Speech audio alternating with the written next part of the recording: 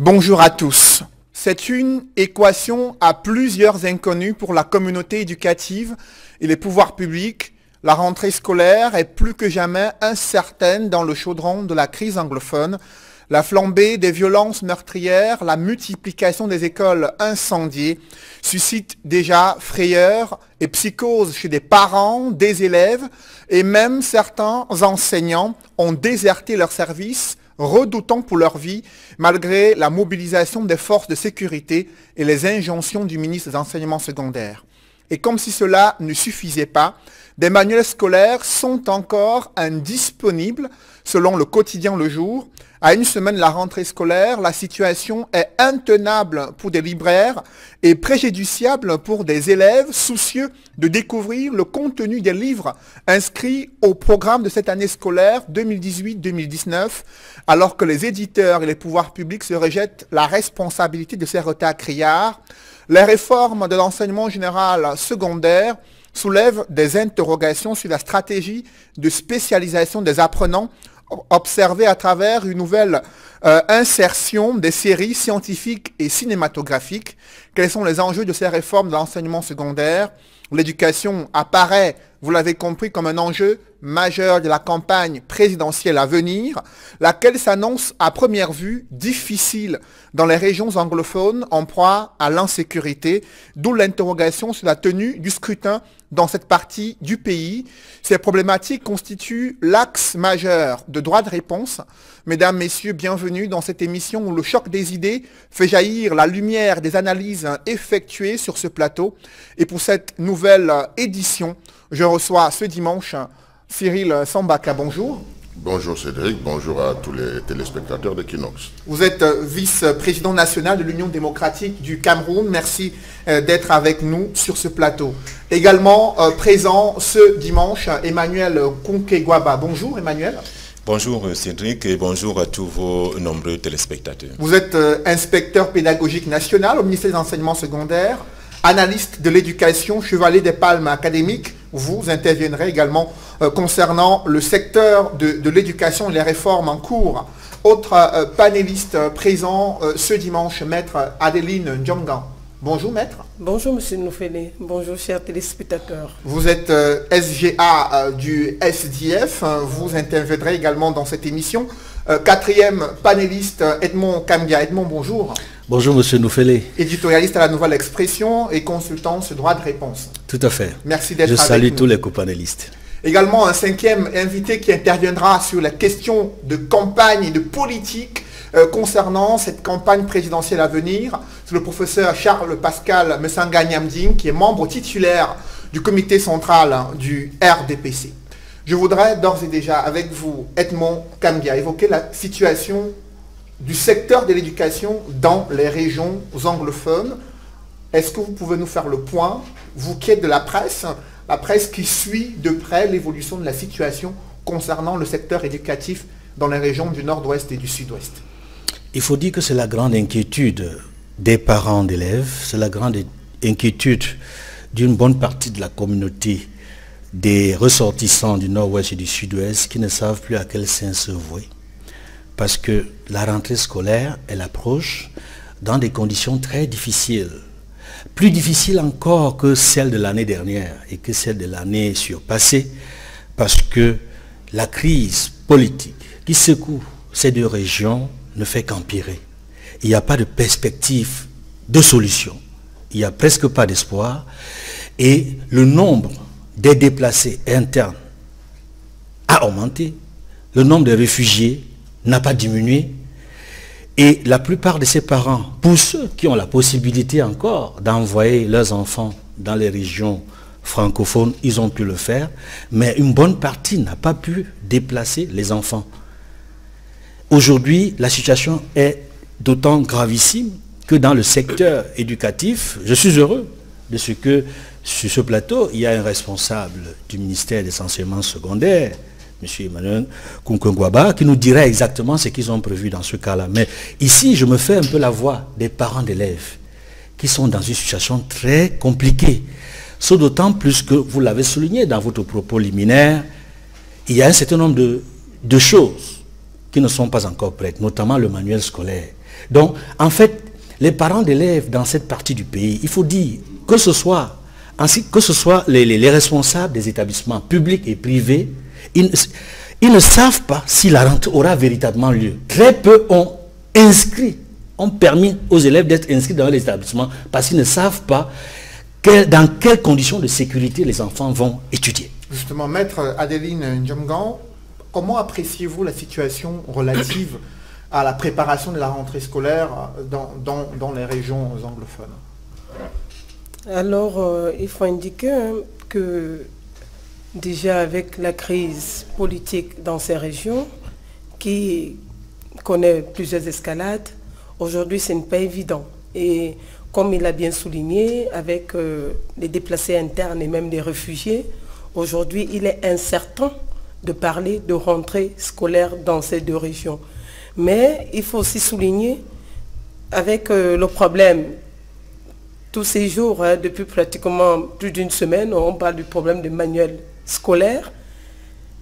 Le problème ne se retrouve plus seulement dans la zone anglophone. Même aussi chez nous, ici, chez les francophones, aujourd'hui, les parents se posent la question. Nous inscrivons les enfants, mais le manuel scolaire n'est pas là. Justement, puisque les éditeurs... on va en parler au cours de cette émission. Restons d'abord sur la situation de l'effectivité de la rentrée ou non dans les régions anglophones avec le climat sécuritaire et le climat sociopolitique. Cette rentrée est purement incertaine.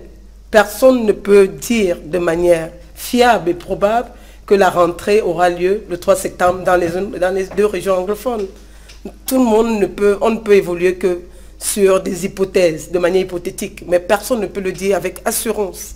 Justement, sur ce plateau, avec nous, Emmanuel Kounké-Gwaba, le ministère des Enseignements secondaires a tenu une réunion préparatoire relative à cette rentrée. Le problème a été posé lors de cette rencontre. Quel est votre diagnostic sur la situation du secteur d'éducation dans les régions du Nord-Ouest et du Sud-Ouest? Avant de développer, je veux déjà dire qu'il y aura rentrée. Il y aura rentrée le 3 septembre dans le Nord-Ouest et le Sud-Ouest. Maintenant, est-ce que toutes les écoles seront ouvertes? Non. Non. Mais est-ce qu'il y aura rentrée? Il y aura rentrée. Je vais vous expliquer pourquoi il y aura rentrée. Il y aura rentrée tout simplement parce que depuis novembre 2016, date de début de la crise anglophone, il y a eu beaucoup de menaces qui ont pesé sur l'école et sur les examens. On a parlé d'année blanche, il n'y a pas eu année blanche. Ça veut tout simplement dire qu'il y a d'abord la volonté des parents, contrairement à ce qu'on pense, parce que je suis allé dans le Sud-Ouest, donc je sais de quoi je parle, et j'ai également des amis, des parents et tout. Les parents veulent envoyer leurs enfants à l'école. Ça, c'est une première chose.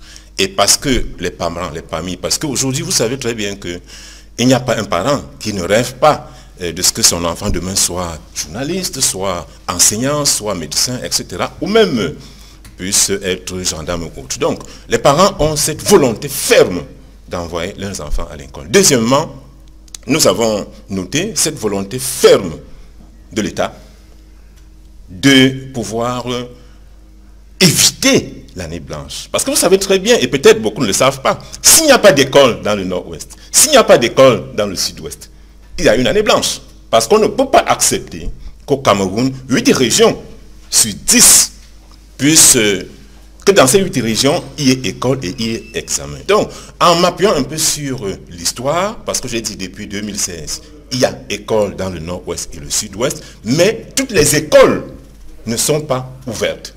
Tous les enfants ne vont pas à l'école.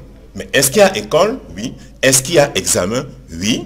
Et je me fonde donc sur ces éléments du passé, sur la volonté des familles, des parents que j'ai expliqué, et même des élèves. Parce que il y a quelques jours encore, je veux dire l'année dernière, nous avions organisé à Yaoundé une cérémonie d'excellence et on avait beaucoup d'enfants venus du Nord-Ouest et du Sud-Ouest qui étaient parmi les élèves excellents. Et je ne vous apprends rien en vous révélant qu'en cette fin d'année, parmi les régions qui étaient en tête du palmarès de l'office du baccalauréat, figuraient les régions du Nord-Ouest et du Sud-Ouest. Ça veut dire que non seulement les enfants sont allés à l'école, dans le Nord-Ouest et dans le Sud-Ouest, mais j'ai bien précisé que ce ne sont pas toutes toutes les écoles qui ont fonctionné, mais on est heureux de constater que ces enfants-là, en ce qui concerne particulièrement les examens de l'office du bac et même les examens du GC Board, ces enfants-là sont excellents. Et pour ils cette sont nouvelle brillants. rentrée scolaire 2018,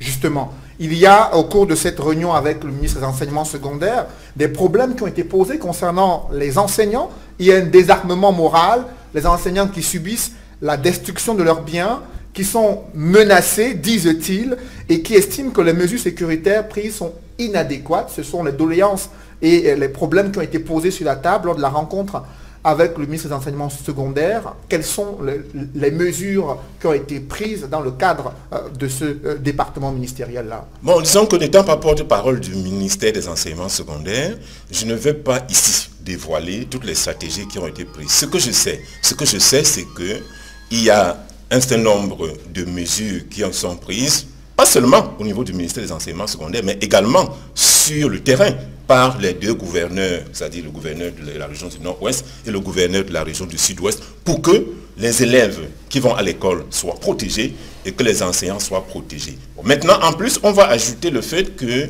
dans ces régions-là, et il n'y a pas que le Nord-Ouest et le Sud-Ouest, il y a aussi l'extrême Nord et autres, là où les enseignants sont en insécurité. Donc dans ces régions, il y a des primes spéciales.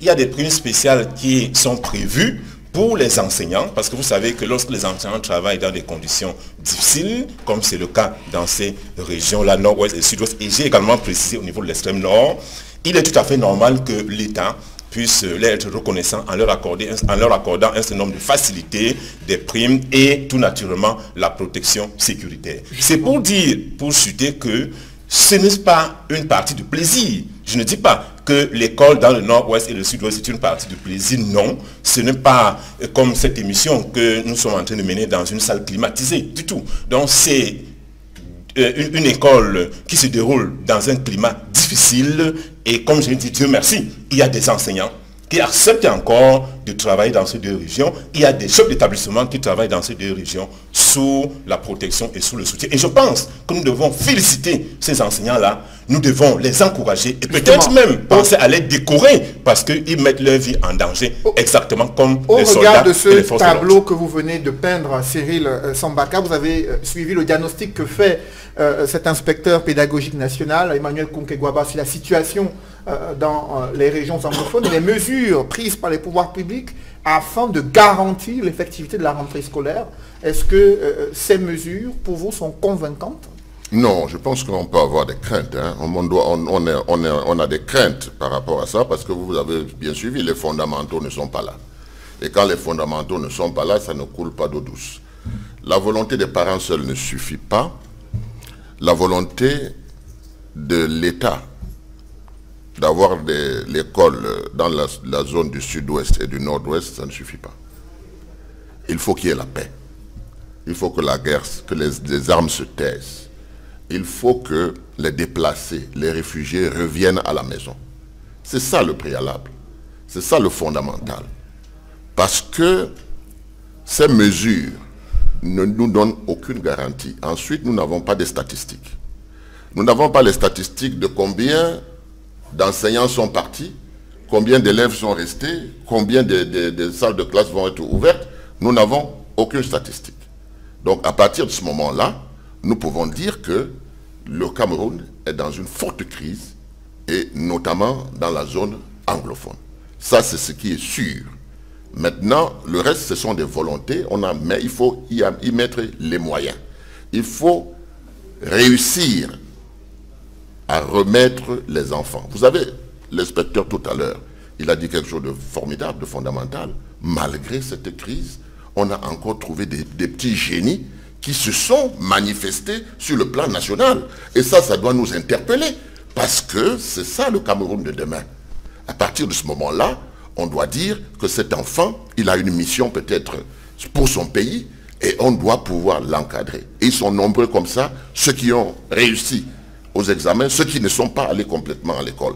Donc nous sommes dans une situation grave et il faut y apporter des solutions. Ce n'est pas la seule situation. Le réarmement moral des enseignants, c'est tout un travail à faire. Il y a beaucoup de choses à faire. Vous savez, quand il y a la guerre, on détruit pour reconstruire. C'est pas facile. C'est pour cette raison d'ailleurs que le souci de l'homme politique, ça doit être la reconstruction le plus rapidement possible. Faire durer la guerre est quelque chose d'asphyxiant pour un pays. Justement, Edmond Kambia, sur les mesures gouvernementales prises jusqu'ici afin de garantir l'effectivité de la rentrée scolaire qui aura lieu le 3 septembre 2018, c'est pratiquement dans une semaine. Comment appréciez-vous la mobilisation des pouvoirs publics pour justement garantir le droit à l'éducation pour ces enfants dans les régions anglophones? Je crois que beaucoup de choses sont faites par le gouvernement pour améliorer les conditions sécuritaires qui permettraient aux enfants d'aller à l'école, qui permettraient aux enseignants de travailler dans la sérénité, dans la sécurité. Mais vous savez, il y a la psychose. Ce n'est pas facile.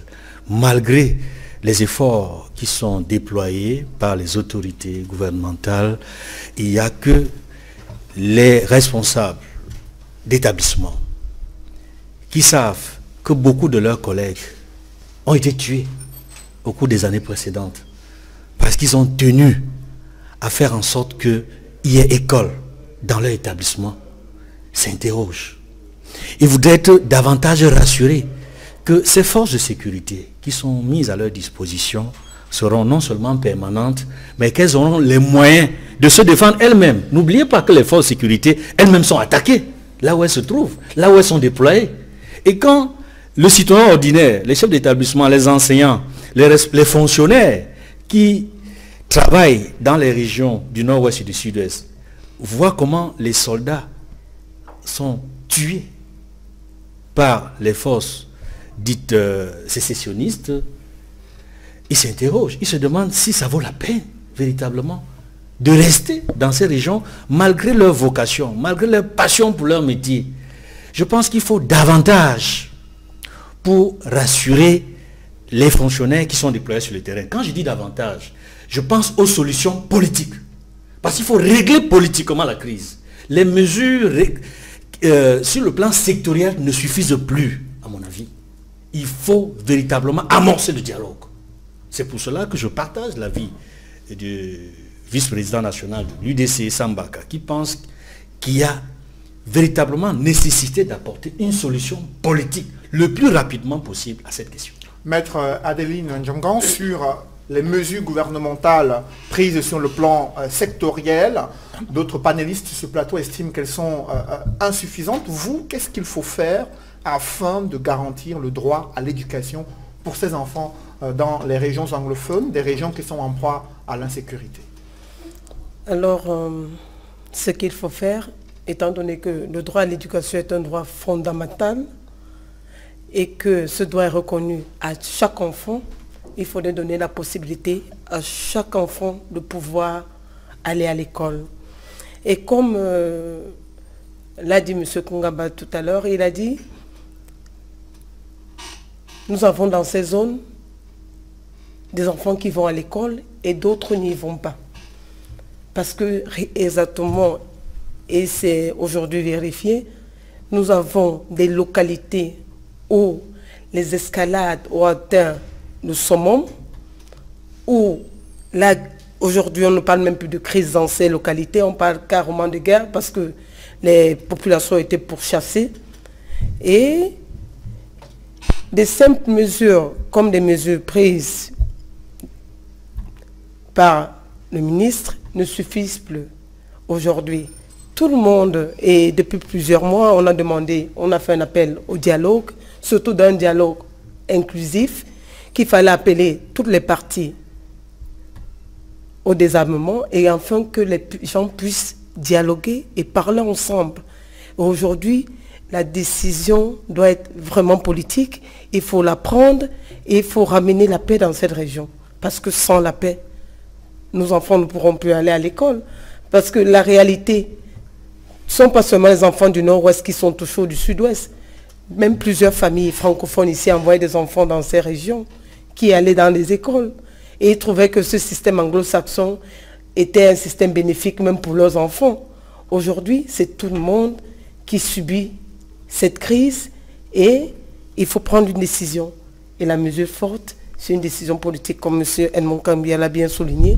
Et il faut amorcer le dialogue de toutes les parties prenantes. Au-delà de ce dialogue, il y a la question du manuel scolaire qui se pose avec acuité. Les autorités avaient annoncé la disponibilité du livre à 2 semaines avant la rentrée, alors que nous sommes à peine 7 jours de cette rentrée scolaire. Certains livres sont toujours indisponibles. La majorité des éditeurs n'a pas encore livré leurs différents livres dans les librairies. Emmanuel Kunke-Gwaba, c'est une situation tout de même inquiétante aussi pour des parents d'élèves qui font le tour des librairies à travers le pays et qui peinent à trouver le manuel scolaire pour leurs enfants à quelques jours de la rentrée scolaire.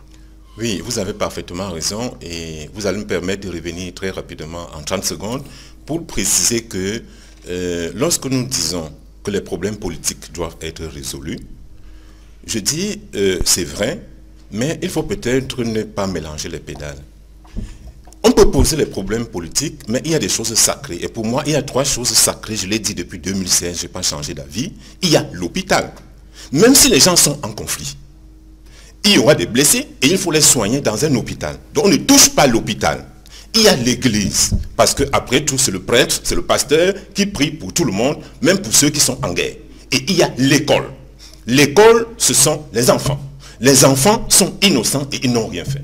Donc ce que nous disons en tant que techniciens, puisque nous ne sommes pas de la politique, nous ne faisons pas encore la politique en tant que...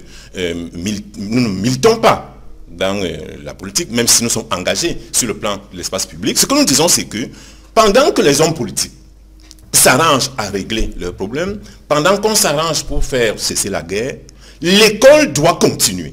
Il n'y a pas de raison que parce que les problèmes politiques ne sont pas réglés, que l'on puisse détruire des écoles et qu'on empêche aux élèves d'aller à l'école. L'école doit fonctionner, l'hôpital doit fonctionner, l'église ne doit pas être touchée. Là, c'était une précision, de mon point de vue, importante à soulever. Maintenant, dans cette école qui doit fonctionner dans les 10 régions du Cameroun, il y a en pédagogie 2 supports importants. Le premier support, c'est le programme. Ce n'est pas d'abord le livre, c'est le programme. Ça veut dire que lorsque on veut qu'une école soit performante, qu'elle soit effective, il faut des programmes. Et ces programmes sont disponibles.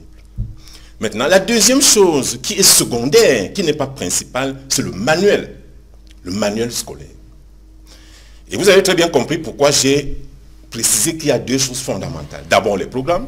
Ça veut donc dire qu'il n'y a pas, contrairement à ce qu'on a entendu ici et là, il n'y a pas une grosse inquiétude à se faire par rapport à la rentrée, puisque les programmes sont disponibles.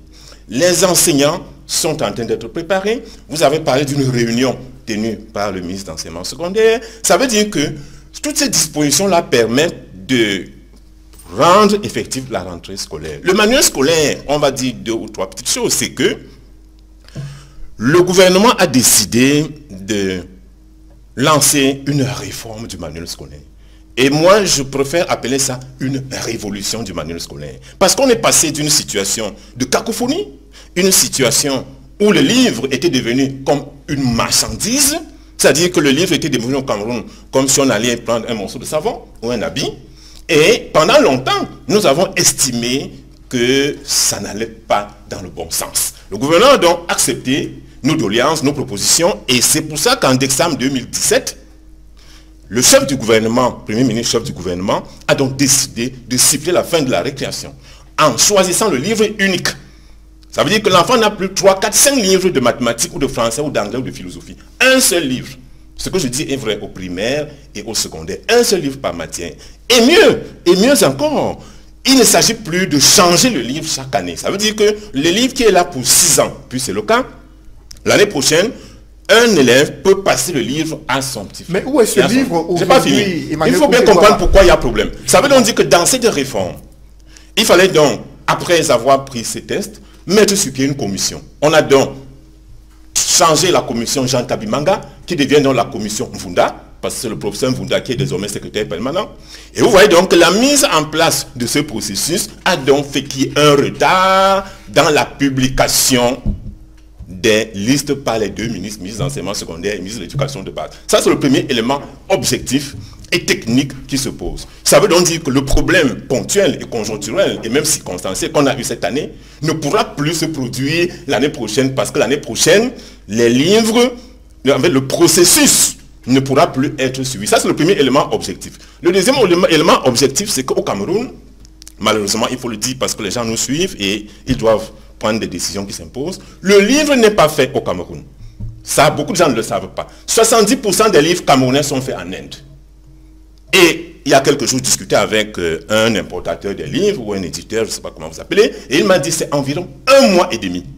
Ça veut dire qu'une fois que on a lancé la mise en œuvre des réformes du Premier ministre, une fois que la commission a été installée, et vous savez que ce n'est pas toujours facile, parce que lorsqu'il faut, sur 15 livres, choisir un seul livre, vous voyez donc que la bataille est rude. Les réseaux peuvent entrer dans la dent et ça retarde le processus. Donc, une fois que les livres ont été choisis, ce n'est qu'à ce moment que les éditeurs devaient maintenant passer la commande des livres, parce que vous ne pouvez pas commander 1 million de livres, vous ne pouvez pas commander 500 000 livres si le livre n'est pas choisi par la commission. Et nous sommes à une semaine de la rentrée scolaire.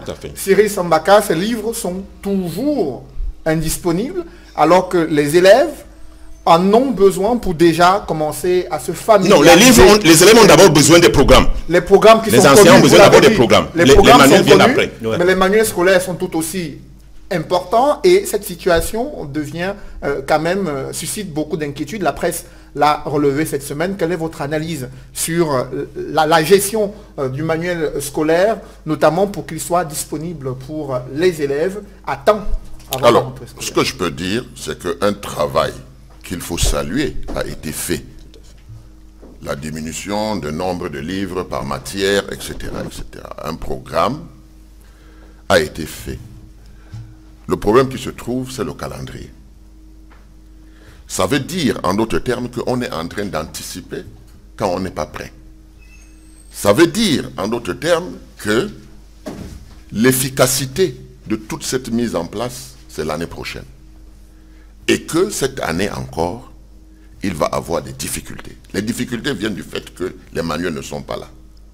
Les difficultés viennent du fait que les parents ne vont pas éternellement économiser l'argent avec la vie qui est si dure qu'ils ont prévu pour acheter ces livres. Il y a énormément de difficultés. Donc, si on peut saluer le fait qu'on ne change plus les livres chaque année, on n'alourdit plus les sacs des enfants avec cette mafia, il faut aussi reconnaître que quand on casse une mafia, la mafia réagit. La mafia réagit.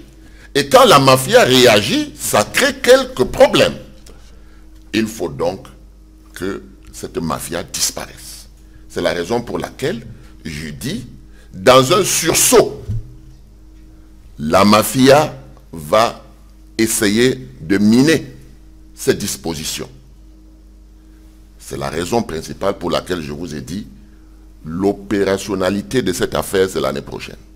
Mais il faut se battre. Et je dirais que quand quelque chose est pour le profit des enfants, des parents et du Cameroun, il faut que les Camerounais se mettent ensemble et qu'ils disent que la récréation est terminée. Parce que ces voleurs, je vous préviens qu'ils ont fait des choses inacceptables.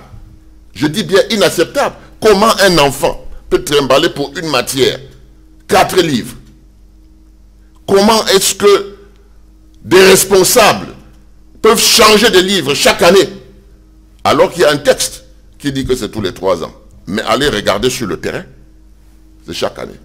Comment est-ce que des Camerounais sans foi ni loi peuvent s'amuser avec la vie des Camerounais, avec la vie des enfants qui vont à l'école et qui doivent faire quelque chose pour le Cameroun demain? C'est toutes ces questions-là qu'on doit se poser pour se rendre compte que effectivement, j'espère que ce n'est pas d'engrainer, que c'est malade. La situation, on veut l'améliorer.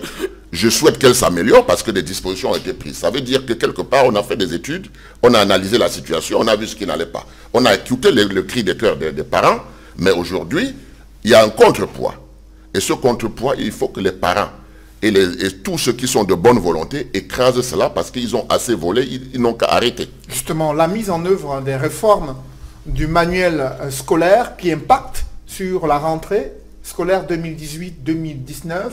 La majorité des éditeurs n'est pas encore prêt à mettre sur le marché tous les livres avant la rentrée scolaire.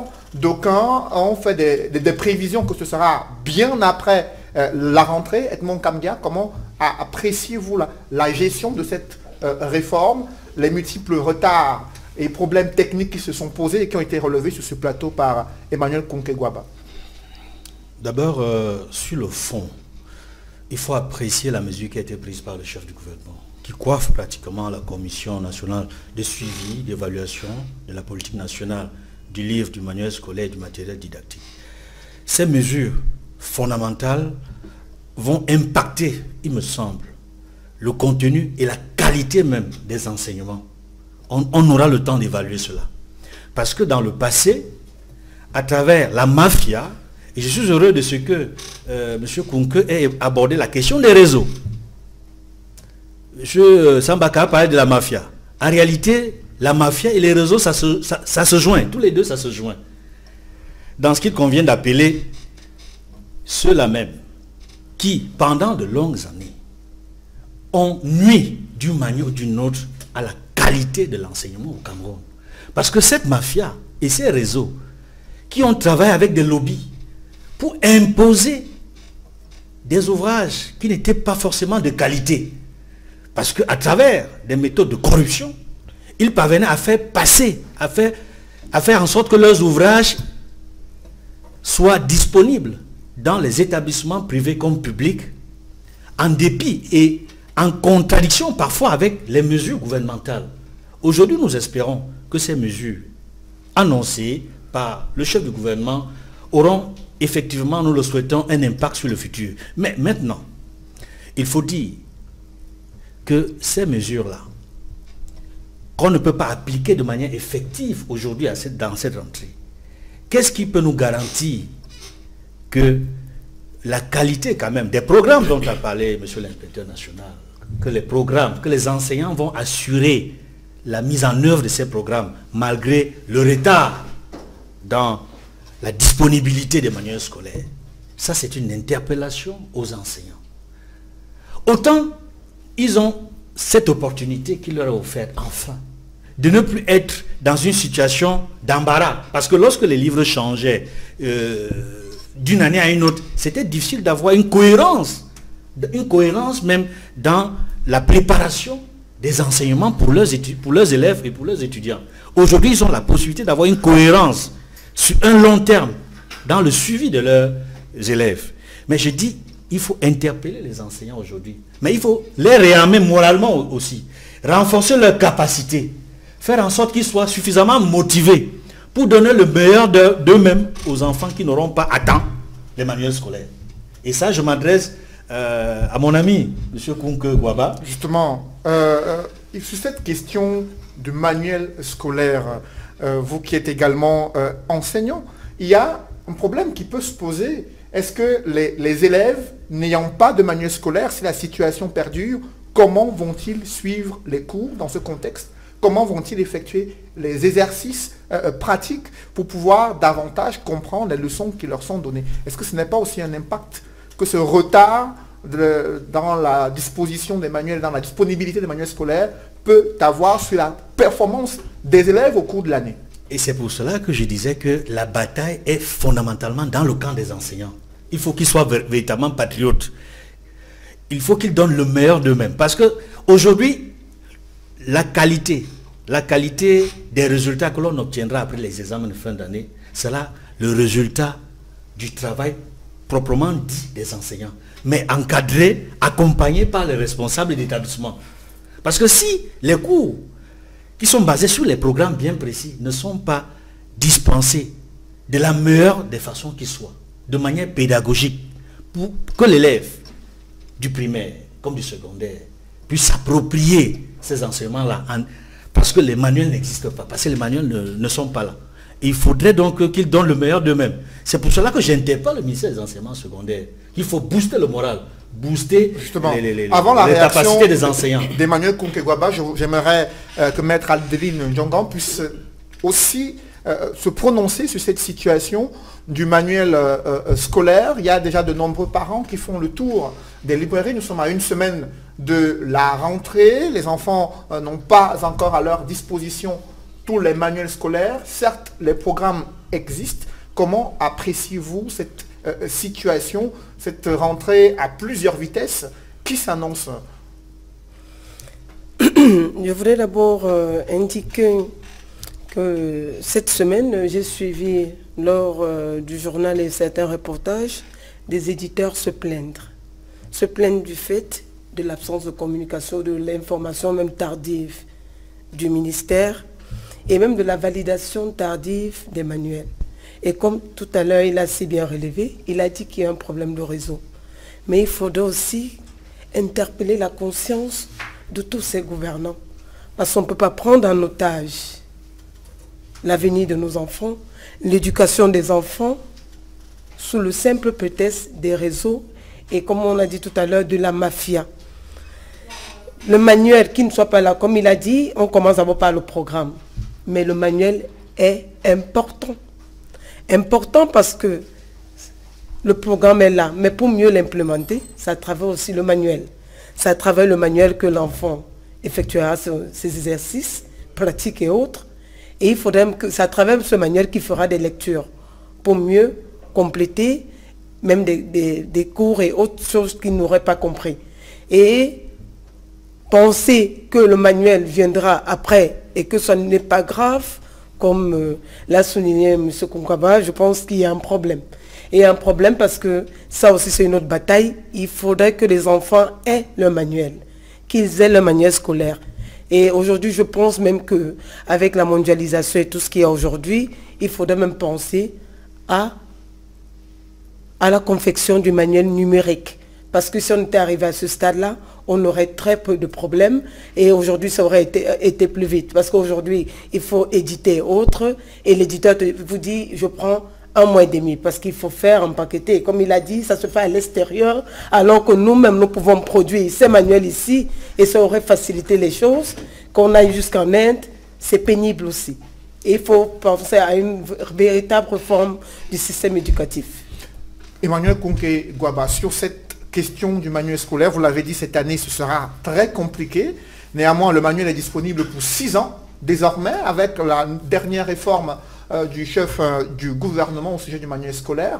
Mais la situation de la rentrée scolaire, là, dans une semaine, comment doit-elle être gérée?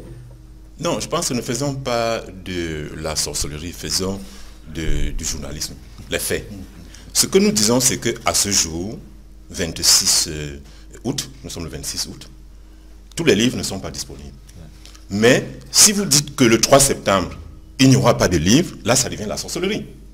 Donc moi, je souhaite qu'on travaille sur les faits. Donc nous disons que du fait qu'à ce jour, le 26 août, tous les livres ne sont pas disponibles, nous sommes donc en train d'interpeller l'État et surtout les éditeurs. Parce que l'État a fini son travail.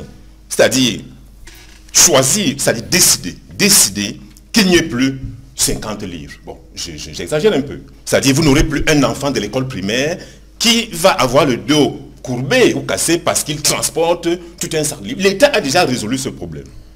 Maintenant, l'État a également résolu la question du coût. Ça veut dire quoi? Lorsque vous allez désormais en librairie ou au marché, vous ne demandez plus au libraire. Je pense que ça fait 20-30 ans qu'on n'a pas eu ça. Vous ne demandez pas au libraire quel est le prix du livre de mathématiques, de français ou d'anglais. C'est vous qui donnez le prix. Parce que au niveau de la réforme, on a pris en compte le prix du manuel. Et ce prix a été fixé de commun accord entre la commission et les éditeurs. C'est pour ça que il y a une dame, par exemple, qui m'a dit qu'elle ne peut plus tricher. Parce que par le passé, une dame m'a dit, on disait simplement à l'époux, donnez 150 000, c'est terminé. Parce que lorsqu'on regarde la liste des livres, on voit 2500 francs pour le livre de mathématiques, 3100 francs pour le livre de français, ainsi de suite. Et à la fin, on totalise, ça donne peut-être 30 000 ou 40 000. Vous ne pouvez plus dire, ça coûte 100 000 comme par le passé ou 150 000. Donc, c'est pour dire que, une fois que ces mesures sont mises en œuvre, les éditeurs qui ont passé les commandes, parce que quel que soit ce qu'on va faire, même si nous insultons le président de la République, il n'y aura pas de livre. Parce que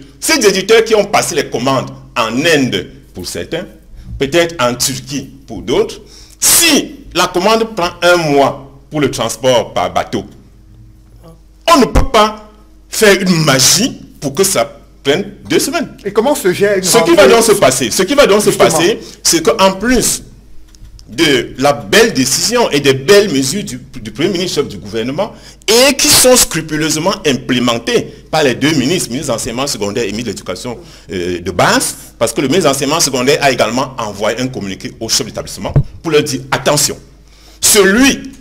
l'homme ou celle qui va tenter de prendre un autre livre, autre, parce que par le passé, vous avez parlé de mafia, oui. Il y avait aussi des enseignants qui, en plus des livres officiels, proposaient à leurs élèves des livres complémentaires en fonction de certains intérêts. Là, le ministre des enseignements secondaires a dit, attention, le chef d'établissement ou l'enseignant qui osera choisir un livre autre que celui qui a été retenu par la commission, et là, il payera pour son compte. Je pense qu'elle a commencé à montrer la couleur. Vous avez suivi depuis quelques jours la nomination des délégués régionaux, avec 7 délégués régionaux qui sortent sur 10. 70% de remplacement. Ça veut donc dire que ceux qui tenteront de ne pas appliquer fermement ces mesures seront tout naturellement sanctionnés pour le bonheur des parents. Maintenant, ce qui est fondamental, et pour chuter sur ce point, c'est que il est question pour l'État du Cameroun de mettre sur pied une politique de production des manuels scolaires. Parce que cette question-là n'a pas été abordée.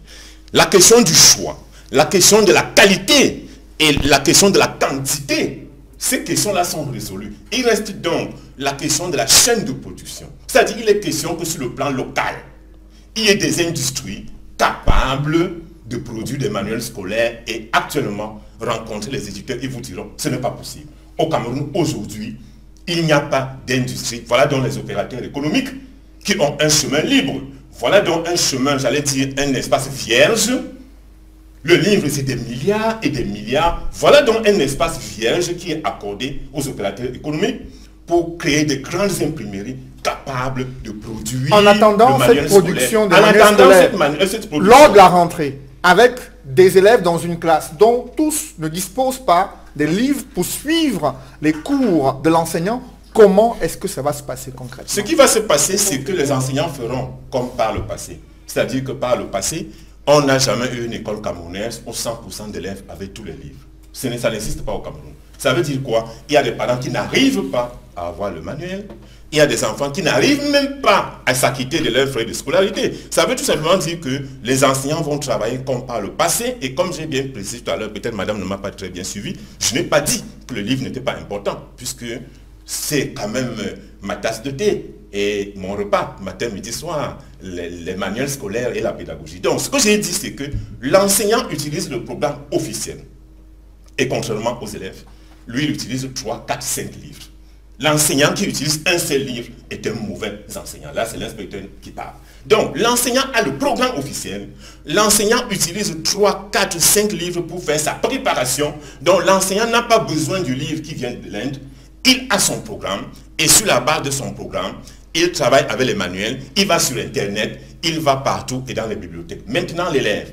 L'élève, ce qu'on conseille aux élèves qui n'ont pas de livre, et c'est ce qu'on va faire dès le 3 septembre. Si le 3 septembre, il n'y a pas tous les livres, mais nous espérons qu'il y aura les livres. Donc, ce qui va se passer, et même s'il y a les livres le 3 septembre, je dis bien que 100% d'élèves camerounais ne disposeront pas du manuel scolaire, malheureusement, du fait que beaucoup de parents n'arrivent même pas à s'acquitter des frais de scolarité. Donc, ce que les enseignants font, c'est quoi? C'est, ils demandent aux élèves de se mettre en groupe et de travailler. Ils demandent à certains d'aller à la bibliothèque de l'école, parce que dans les écoles publiques et privées, il y a des bibliothèques scolaires pour permettre aux enfants qui n'ont pas de moyens d'avoir le manuel scolaire, ce n'est pas de leur faute, c'est la faute peut-être des parents qui n'ont pas de moyens, d'aller s'approvisionner en bibliothèque.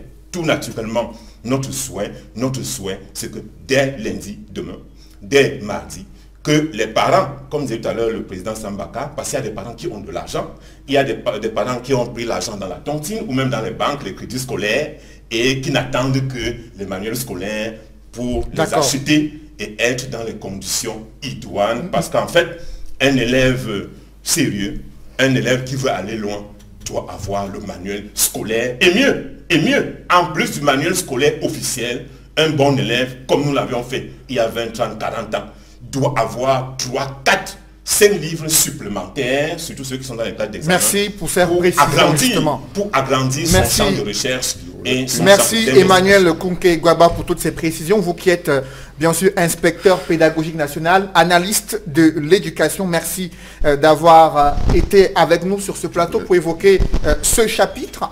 Parlons à présent de cette campagne présidentielle à venir. L'éducation sera certainement l'un des sujets majeurs à aborder, mais dans quel contexte? Avec ces régions anglophones en proie à l'insécurité, selon des journaux d'expression anglaise, le chef de la délégation permanente du RDPC dans la région du Nord-Ouest a déclaré qu'il n'y aura pas de grand meeting du RDPC en raison de ces tensions sécuritaires. Il y aura d'autres stratégies qui vont être mises sur pied. Le Premier ministre Philemon Yang qui a déclaré qu'il n'est pas prêt à payer des rançons en cas d'enlèvement des militants du parti au pouvoir durant la campagne présidentielle. Cette campagne également vous concerne, Cyril Sombaka, vous qui êtes vice-président et l'un des soutiens du candidat Ndamjoya à cette élection présidentielle. Est-ce que vous allez vous retrouver dans les régions anglophones pour battre campagne dans ce contexte? Ce que je veux dire, c'est que c'est dommage que nous soyons en train d'aller à des élections présidentielles dans des conditions comme celle-là. Le Premier ministre y est allé. Je crois que ce qu'il a dit, c'était une façon de dire qu'il n'y a pas de possibilité de battre campagne là-bas. Quant à nous, nous avons nos représentants, nos dirigeants du parti là-bas. Rien qu'à la description de comment ça se passe là-bas, nous ne pensons pas qu'il soit possible de battre campagne là-bas. Ensuite, je crois qu'en dehors du chef de l'État, aucun autre candidat n'a une voiture blindée. Donc il faut en tenir compte. C'est pour cette raison qu'on avait eu l'espoir qu'avec le cardinal Toumi, il y aurait pu avoir une concertation qui allait permettre de mettre entre parenthèses, puisqu'il s'agit d'un problème national, afin que les gens puissent aller voter. Mais quand bien même les gens peuvent aller voter, ils sont combien? Encore là, il y a des problèmes parce qu'il y a énormément de déplacés, il y a énormément de réfugiés, et beaucoup ne vivent plus chez eux, ils sont en brousse.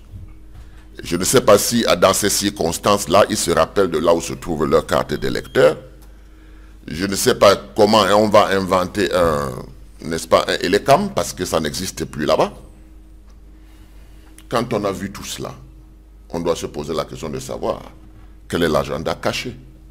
Parce qu'en réalité, dans une zone, dans 2 zones où on ne peut pas voter, si demain il y a des résultats, ces résultats ne seront pas fiables.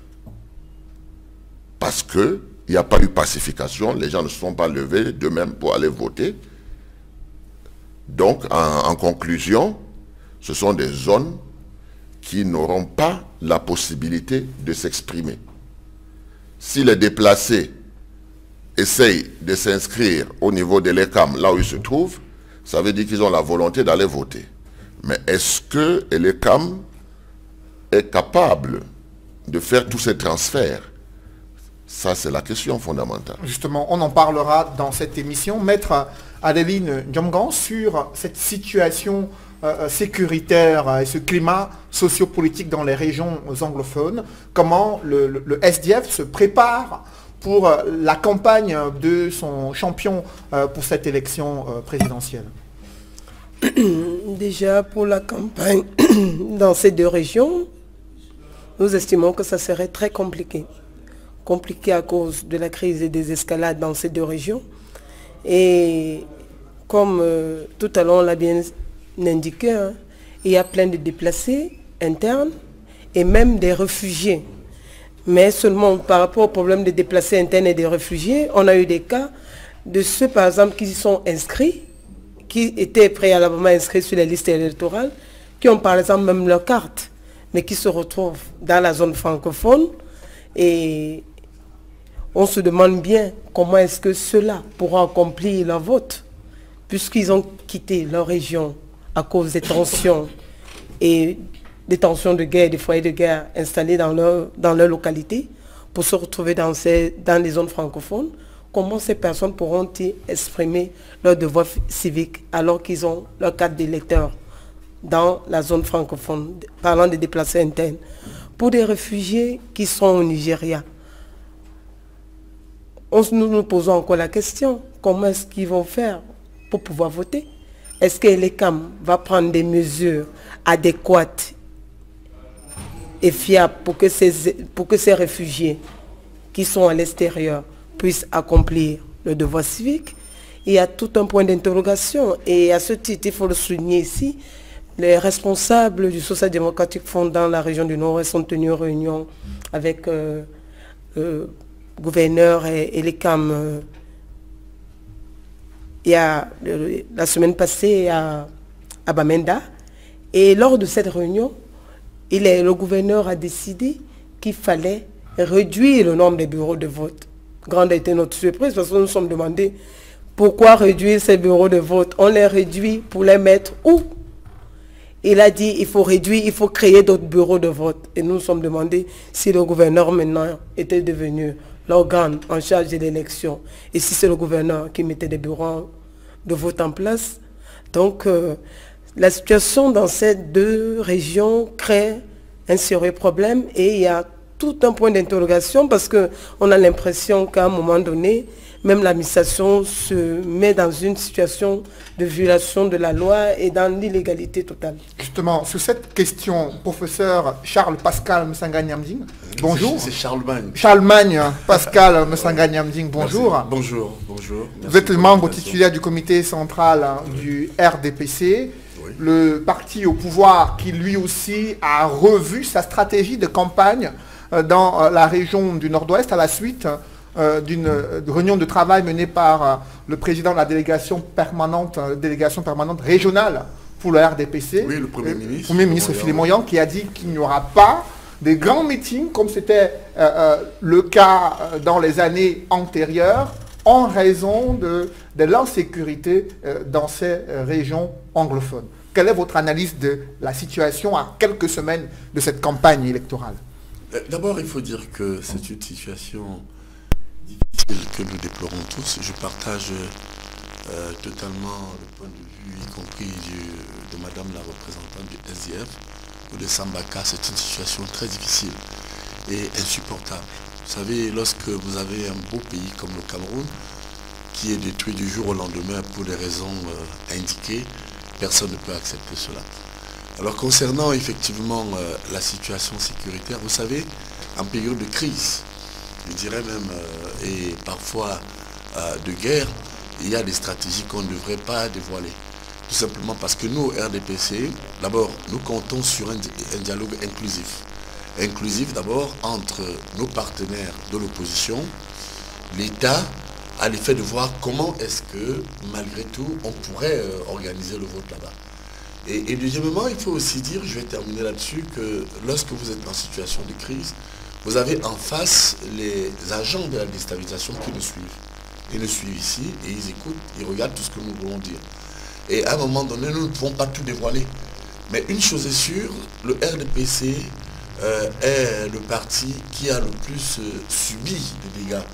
Parce que voyez-vous, le Nord-Ouest, c'est 35 000 électeurs pour le président de la République.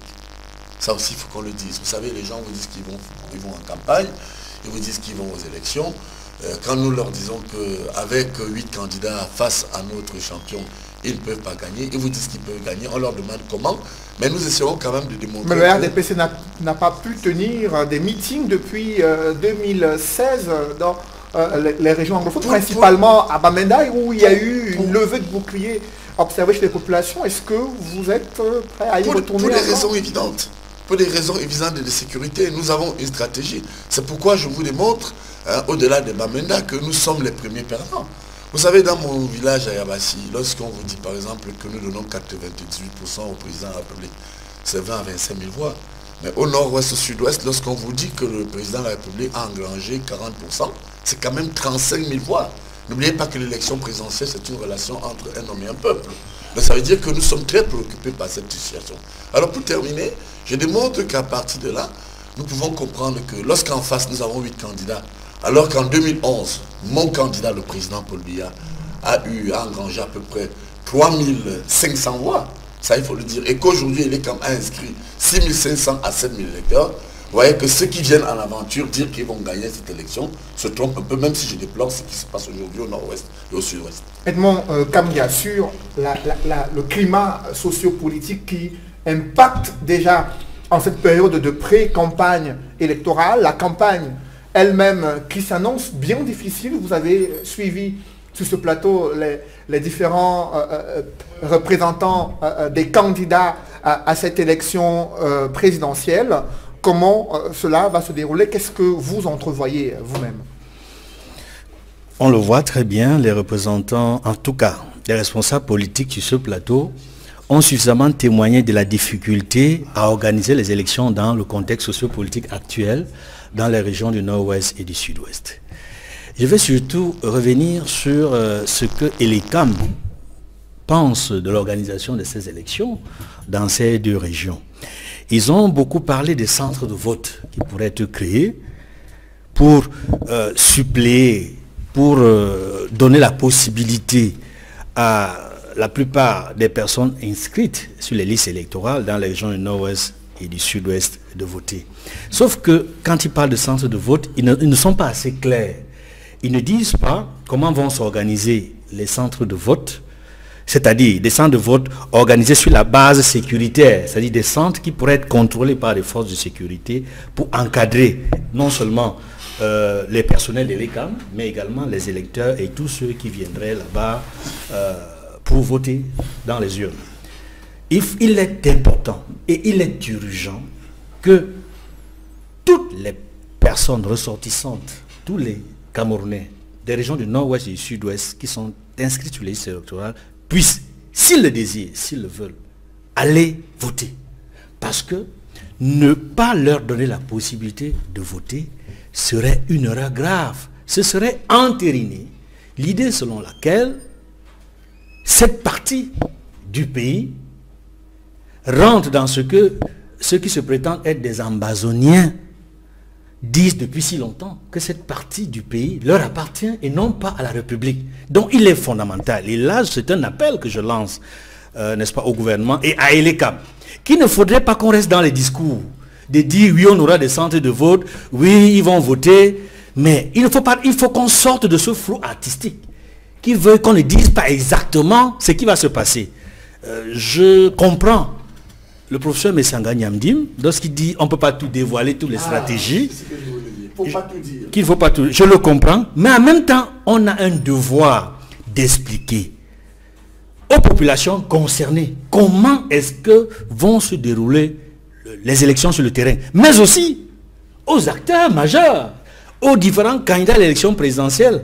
Cela leur permettrait, lors des 2 semaines de campagne électorale, de savoir comment est-ce qu'ils vont se déployer sur le terrain, si tant est qu'ils vont pouvoir se déployer sur le terrain et dans quelles conditions. Il faut le dire, chaque fois qu'il y a campagne électorale, il faut que les moyens de chaque candidat soient les mêmes. Il faut qu'il y ait équité.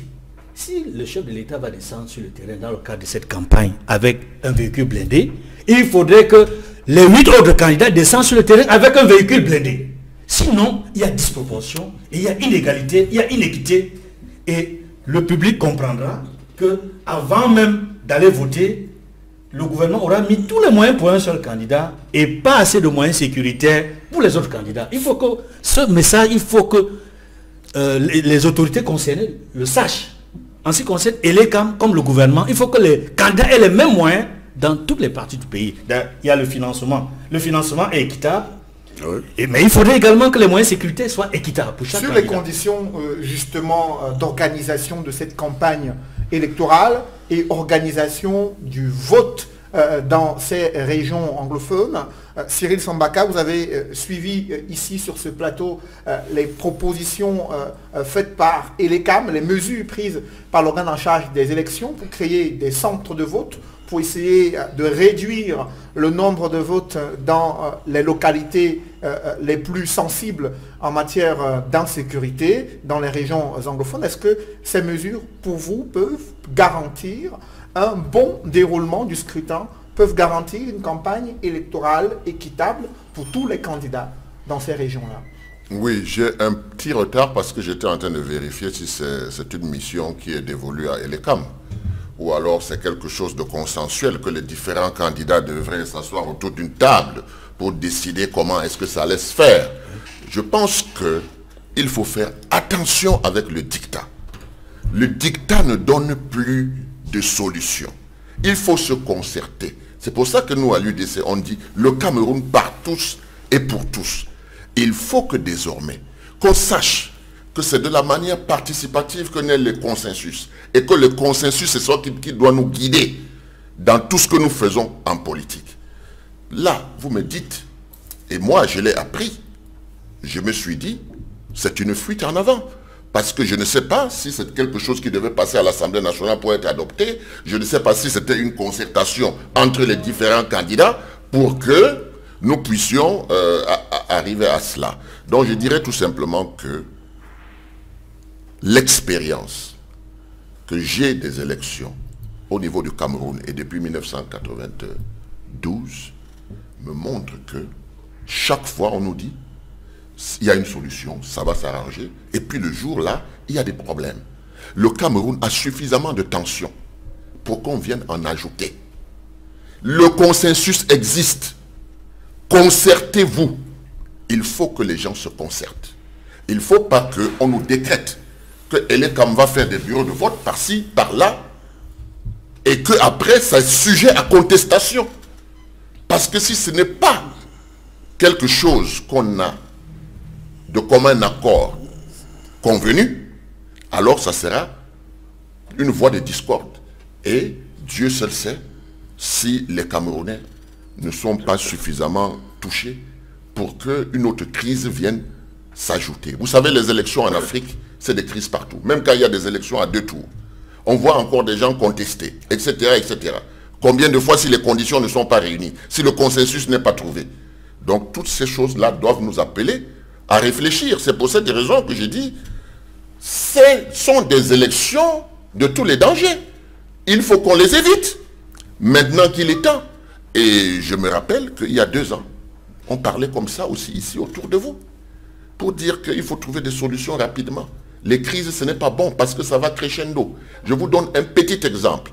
J'ai vu sur les images à Washington, à la Maison Blanche, un monsieur qu'on appelle Mola Njo Litumbe, 94 ans. Je me rappelle qu'en 91, j'ai fait 2 missions faites envoyées par le président Ndamjoya à Boya. C'est ce monsieur, un grand aristocrate. Ce monsieur, c'est eux qui avaient accepté la décentralisation à la tripartite. Hein. Ils avaient sacrifié la revendication de 2 Cameroun. Alors ce monsieur n'arrive plus à vivre chez lui, il va vivre aux États-Unis. Il devient sécessionniste, il ne l'a jamais été. Donc il faut faire attention. Il faut résoudre nos problèmes. C'est pour ça que j'ai dit, même ces élections au sud-ouest et au nord-ouest, il faut que les candidats s'asseyent, pas les représentants des candidats.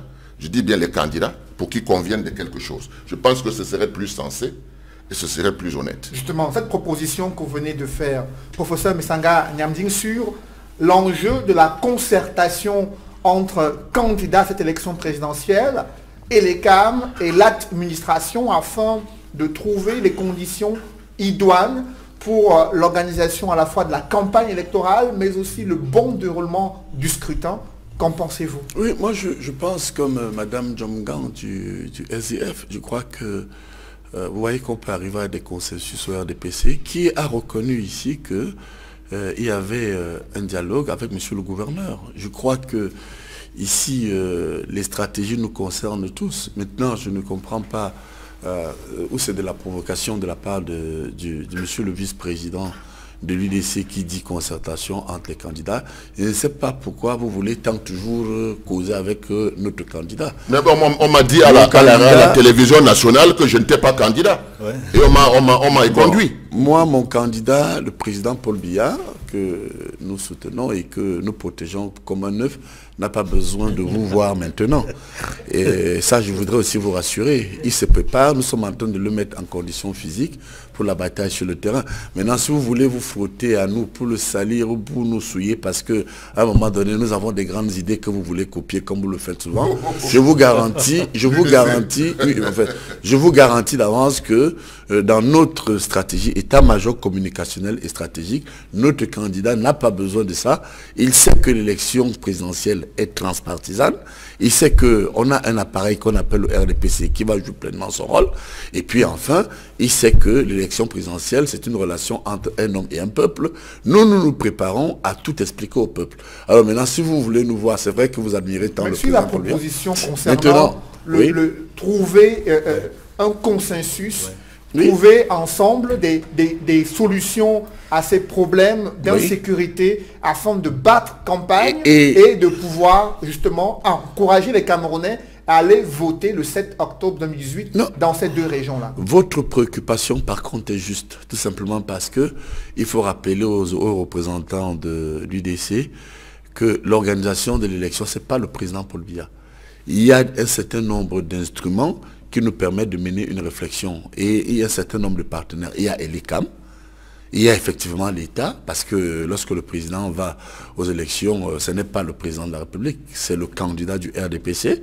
Et puis il y a ce qu'on appelle une tripartite qui peut être menée entre les représentants des partis politiques et l'Écam, et puis le gouvernement, c'est-à-dire l'État qui garantit encore jusque-là, au regard de ses prérogatives, un certain nombre d'indicateurs sécuritaires.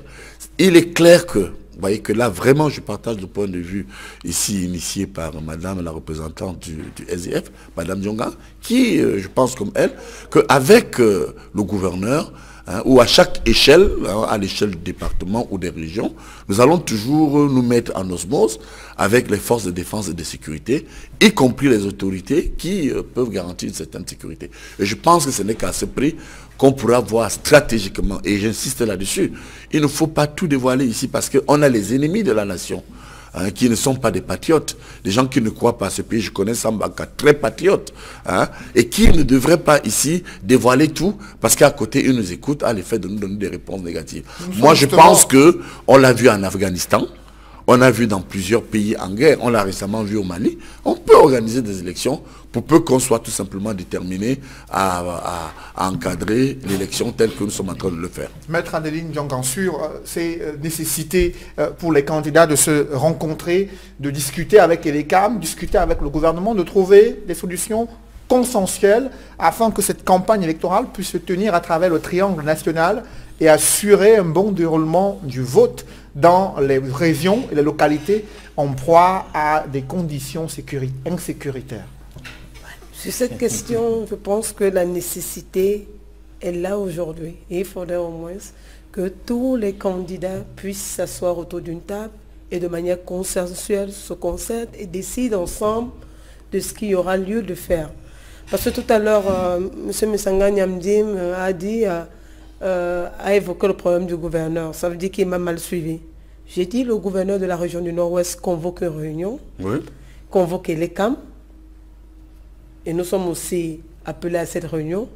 Mais malheureusement, à cette réunion, nous sommes quand même surpris de voir que c'est le gouverneur qui donne des directives et dit comment est-ce que les choses vont se dérouler. Et nous leur disons non. C'est l'Écam qui est l'organe en charge de l'élection. C'est un organe indépendant. Et s'il est indépendant, c'est l'Écam qui doit mener les actions. Parce que quand on prend le code électoral, que ce soit la commission de révision des listes, la commission de contrôle de distribution, même des cartes, même la commission locale de vote, c'est l'Écam qui est l'organe en charge de l'élection. C'est l'Écam qui est en charge et nous, l'administration, les autres acteurs, les intervenants, les partis politiques, vous venez et vous le faites avec l'Écam. Mais c'est l'Écam qui est en charge. On peut parler ça, nous pouvons parler, nous asseoir à une réunion et c'est monsieur le gouverneur qui nous donne les directives, alors que l'Écam est là. Là, il y a un problème. Et c'est la raison pour laquelle, même si l'Écam, même si pas extraordinaire, et l'Écam décide, comme ils ont décidé à Bamenda, de dire qu'ils vont délocaliser certains bureaux de vote, réduire le nombre de bureaux de vote et autres, mais nous sommes demandés par quelle alchimie? Comment est-ce que vous le ferez? Comment est-ce que vous procéderiez à cette réduction? Dans le cas de Bamenda, il y a eu un cas patent, et ça je vais le dire ici, dans la zone de Woum, qui est une zone très enclavée. Vous avez une localité là-bas, Fouawa, où pour quitter de là et venir, où est-ce qu'on veut délocaliser maintenant le bureau de vote, le lecteur a 3 heures de marche. Alors que dans ces zones, vous n'avez pas de voiture. Le gars est obligé d'aller en moto. Et comme c'est une zone de tension, parfois les motos, on n'en a pas. Ça veut dire qu'on veut délocaliser et mettre à 3h30 de route de marche à pied pour les lecteurs. Alors qu'il y a des populations là-dedans. Et nous avons dit non, c'est pas possible. Il faudrait que tous les acteurs se mettent sur une table et enfin discutent ensemble de ce qu'il faut faire, ce qu'il y a mieux de faire. Et nous avons évoqué le problème des réfugiés qui sont au Nigeria. Comment est-ce qu'ils vont exercer leur devoir civique? Parce qu'à un moment donné, on nous dit on verra, mais on met les bureaux de vote quand? Parce que même le réfugié, il a un statut particulier. Il est protégé par des conventions qui ont été ratifiées par le Cameroun. Et il faudrait qu'on pense comment est-ce que lui va accomplir ce devoir-là. Il ne faudrait pas aussi l'oublier.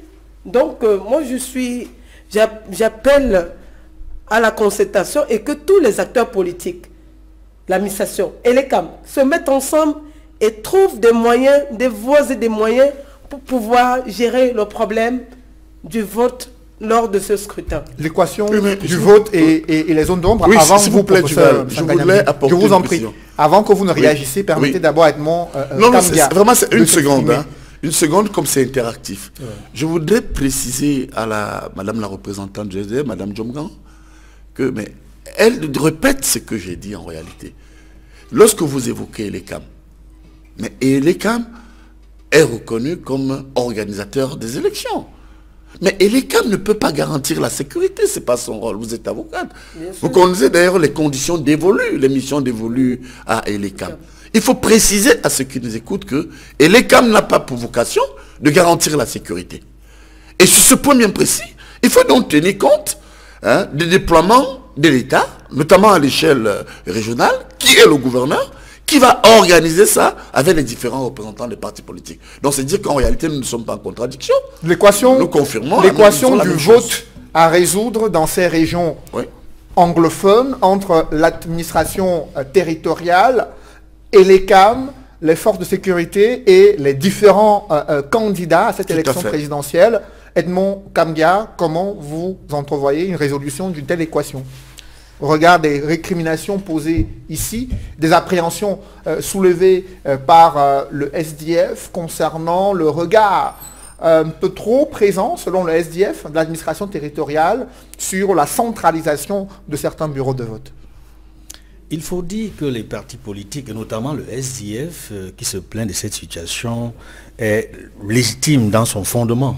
Parce que c'est autant le gouvernement a le devoir d'assurer la sécurité des citoyens, autant les partis politiques impliqués dans la campagne électorale pour l'élection présidentielle ont le devoir d'exiger que tout se passe dans des conditions normales. Cela dit, il faut maintenant, et je suis d'accord avec ceux qui le pensent, une véritable concertation entre les différents acteurs impliqués, à commencer par l'ECAM, qui doit prendre l'initiative parce que c'est l'ECAM qui est l'organe chargé d'organiser les élections. Et l'ECAM est censé être, d'après la Constitution, l'organe indépendant. Un organe indépendant.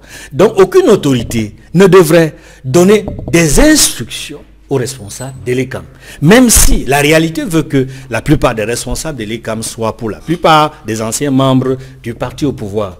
Ils seront jugés sur la carte de leur propre crédibilité. Et je pense qu'à ce jour, à travers l'examen des candidatures à l'élection présidentielle, ils ont suffisamment démontré qu'ils étaient capables, qu'on pouvait leur faire confiance. Il faut qu'ils renforcent ce crédit. Je dis parce que c'est positif déjà, le rôle que l'ECAM joue jusqu'à ce moment. Il faudrait qu'ils appellent tous les candidats, qu'ils s'asseyent autour d'une table et qu'ils voient ensemble comment permettre le déroulement des candidats, comment permettre la campagne électorale dans ces deux régions, comment vont s'opérer le déploiement des candidats, comment seront organisées les élections, comment est-ce qu'on va faire en sorte que la plupart des déplacés puissent effectivement voter. Parce qu'il faut que les déplacés puissent effectivement voter là où ils se trouvent. Les déplacés internes, comme les réfugiés. Parce que personne, des déplacés ou des réfugiés, n'a choisi de se retrouver dans le statut dans lequel ils se trouvent aujourd'hui. Et c'est une question de crédibilité, je le dis encore, pour Elekam, qui organise ces élections-là. Parce qu'on va juger Elekam à ça. Et il faudrait que le gouvernement, qui a ce rôle d'accompagnement sécurité dans la région, joue son rôle, rien que son rôle, sans s'impliquer dans les opérations électorales, sans donner l'impression, comme dans le passé, où on a vu Elekam, enfin l'ancienne version, totalement à la solde du pouvoir. Parce que quand je dis l'ancienne version, aujourd'hui, nous avons, j'allais dire, une partie de la société civile à Elekam, même comme on peut dire qu'elle est totalement minoritaire, il est important que l'on aille, et je l'ai toujours dit sur ce plateau, que l'on aille à Elekam 3, pour permettre aux représentants des partis de l'opposition à faire partie de cette commission, justement, pour qu'on soit sûr de la qualité des résultats. Autre préoccupation majeure, hein, des différentes, de l'un des candidats à cette élection présidentielle, l'un des partis politiques qui est engagé également, c'est la présence des bureaux de vote dans les casernes militaires. Il y a eu une volonté du président régional du SDF pour littoral d'organiser une manifestation pour justement contester ce maintien des bureaux de vote dans les casernes militaires et des chefferies traditionnelles qui, selon le SDF, pose un sérieux problème. Mais ce meeting, cette manifestation a été interdite. Comment vous avez vécu cette décision d'autorité administrative qui a stoppé l'élan du SDF dans sa volonté de contester ces bureaux de vote dans les casernes militaires? Déjà, il faut indiquer que la loi régissant les associations ainsi que celle régissant les manifestations ont fait une simple déclaration. Et ce que l'autorité fait, constate et vous délivre un récépissé. Mais maintenant, cette attitude ou ce comportement que généralement ces administrateurs ont à dire nous n'autorisons pas, nous ne sommes pas dans un régime d'autorisation, nous sommes dans un régime de déclaration. Et maintenant, je ne comprends même pas pourquoi est-ce que le sous-préfet peut interdire cela. Parce que faire un meeting pour dénoncer ou décrier cela, en quoi est-ce que cela est mauvais? Puisque la réalité, avoir même des bureaux de vote dans des casernes, pourquoi faire? Nous avons des bureaux de vote, et là à Mbopi, là, à l'intérieur de Mbopi, à la garnison. Pourquoi mettre ces bureaux de vote dans des casernes, au quartier général, alors que la loi exige que le bureau de vote ou le lieu de l'élection soit dans un lieu ouvert au public? Est-ce que la caserne est un lieu ouvert au public? Moi, je dirais non. Non, parce qu'on ne peut pas entrer dans une caserne n'importe comment. Même ici à la garnison, pour y entrer, on vous identifie, on commence, alors que quand c'est dans une école, vous entrez tout simplement, vous allez vous cherchez votre bureau de vote, vous allez, vous accomplissez vos devoirs. Mais pour entrer dans une caserne, même à partir du portail, c'est un contrôle minutieux. Même la psychose, le simple fait de savoir que des militaires sont là ou des gendarmes ou quoi que ce soit, vous avez même du mal à faire une revendication parce que vous ne savez même pas comment est-ce que les gens vont réagir. À un moment donné, qu'on laisse aussi des gens pouvoir s'exprimer. Parce que le droit aussi à l'expression, à la parole, c'est une liberté. On ne peut pas contraindre les gens à se taire face à certaines irrégularités. Justement, sur cette question, Cyril Sambakar, le SDF qui s'est vu stopper dans son élan de contester cette présence des bureaux de vote dans les casernes militaires, alors qu'on est en pleine période de pré-campagne électorale. Selon vous, c'est un signal que l'autorité administrative envoie ou simple interdiction ordinaire concernant des manifestations des associations politiques? C'est pas ce que vous me dites là, c'est pas ce que l'honorable Nietzsche m'a dit encore hier. Je pense que le meeting n'est pas interdit et il faut éviter d'interdire les meetings en période de pré-campagne. Parce que ça sonne deux sons de cloche, c'est pas bon là. Il faut faire attention avec ça parce que le RDPC a peur. La réalité c'est cela. Le parti au pouvoir a peur. A peur de ne pas avoir amené les Camerounais vers le bonheur. Les Camerounais sont tristes. Les Camerounais sont dépassés. Nous parlions des étudiants tout à l'heure. Je n'ai pas voulu continuer pour dire que au jour d'aujourd'hui, que sont devenus nos enfants? Mais renseignez-vous. Cette histoire de comprimés, de je ne sais pas quoi là, de drogue, Tramadol. de tramadol, et tout cela, même dans l'arrière-pays, nous avons des difficultés, nous avons des problèmes dans ce pays. Moi, je pense que le RDPC sait qu'il a failli à sa mission d'amener les Camerounais vers le bonheur. Et aujourd'hui, il faut rattraper cela. Nous avons fondamentalement travaillé en 92 où l'opposition a gagné dans des casernes. Et après ce 92, c'était total. Terminé. Caserne veut dire parti au pouvoir. Et vous pensez que les soldats qui sont dans ces casernes-là ne sont pas nos frères? Ils ne sont pas nos militants? Ne sont pas nos sympathisants? Donc quand on demande d'enlever des casernes, ce n'est pas pour rien, ce n'est pas pour embêter les gens, ce n'est pas pour embêter les camps. C'est tout simplement précisément parce qu'il y a des choses qui peuvent se passer là-dedans où personne ne peut régimber. Parce qu'en général, quand vous envoyez des scrutateurs dans une caserne, ils sont aux ordres. Parce que là-bas, c'est l'ordre et la discipline. Vous comprenez? On ne va pas venir pour une journée mettre en branle-bas ce qui est vécu par l'armée camerounaise, l'ordre et la discipline. Donc, nous subissons dans les casernes, nous ne pouvons pas imposer dans les casernes. Nous ne pouvons pas parler de loi parce que nous sommes dans une caserne. Vous comprenez? Ils ont leur loi et nous devons nous soumettre à cette loi. C'est la raison pour laquelle on estime que ce n'est pas un endroit approprié. Et alors, quand vous faites l'addition de nombre de voix qu'on attend des casernes, c'est 1 million d'électeurs. C'est 1 million d'électeurs.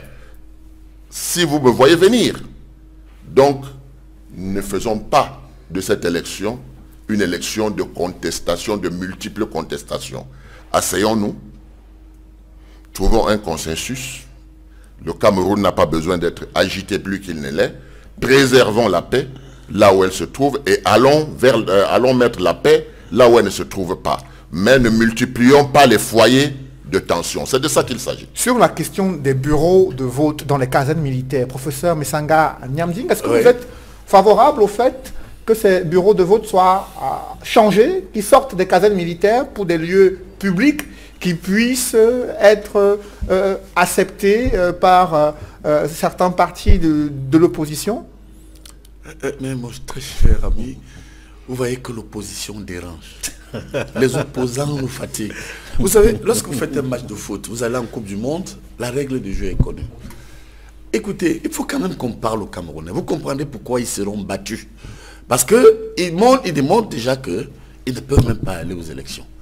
Lorsqu'on a lancé ces élections, vous avez vu, il y avait, je crois, 28 candidats.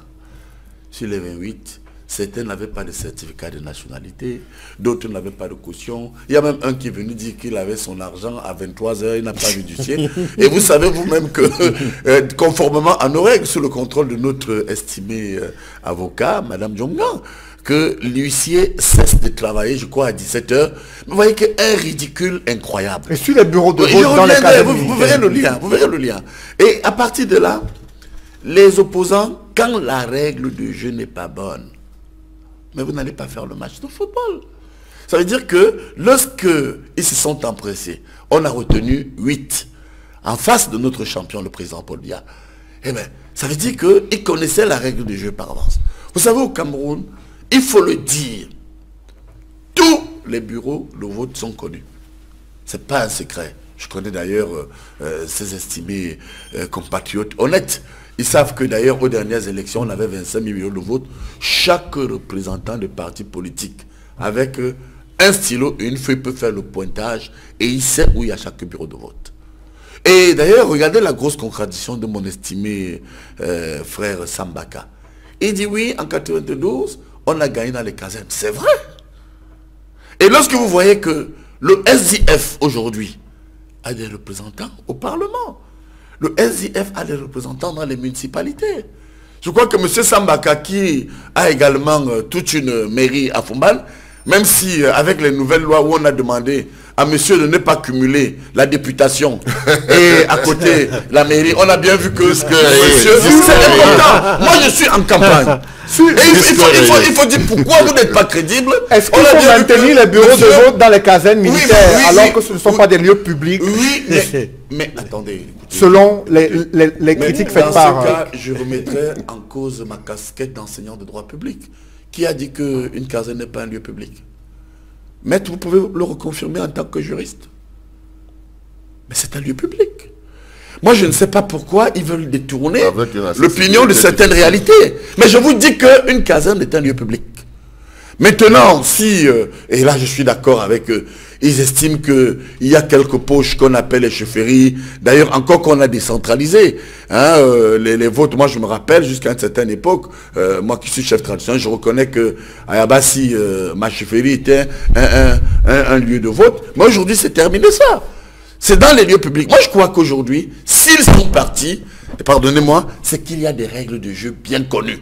Vous savez, les opposants doivent se mettre en condition physique pour nous affronter, en termes des idées, à reconnaître qu'aujourd'hui, on a permis aux Camerounais de s'exprimer, on a permis aux Camerounais de comprendre l'enjeu des détournements de fonds, on a permis aux Camerounais de comprendre qu'on pouvait être ministre et aller en prison. On a même entendu un des candidats qui ne semble pas être totalement prêt à dire que lorsque lui la livrera, il va libérer tous ceux qui ont détourné les fonds à l'effet de reprendre tout à zéro. Non, moi je pense que la problématique du bureau de vote dans les casernes et dans les chefferies est un faux débat.